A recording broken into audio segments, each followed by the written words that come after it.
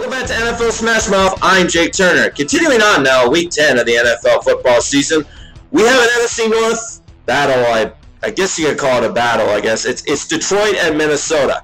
Now, Minnesota is coming off a bye here. 7-1 record, one of the best records in the NFL.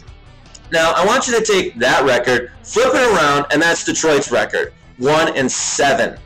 Now, the Vikings need to prove that they are the team to beat in the NFL, and this is a good one.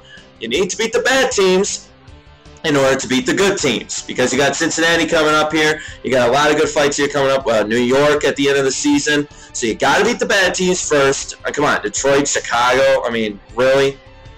Detroit's pass defense is ranked 31st in the NFL. So Brett Favre should have a great afternoon here. He should be out by the third quarter. Now, keep in mind here, he's probable for this game. Yes, I know. Yeah, probable, not a big deal. But it's a hip/groin injury. That could be a little bit of a problem here.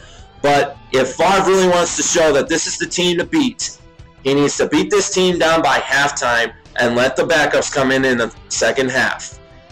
Detroit has just been ridiculously awful once again this year. Yes, I know. Matthew Stafford's been out, but come on. Matthew Stafford had a chance last week to beat the Seahawks. They were up 17-0, and they let the Seahawks come back and beat them 32-20. Now, something's amiss there.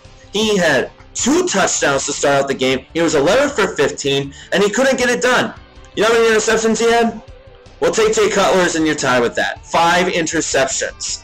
I don't see any good happening. It could be a good football game. It could be a blowout. I'm going to take the blowout. Because here's the thing. Minnesota wants to go to the Super Bowl this year. They have a chance. They do have a chance.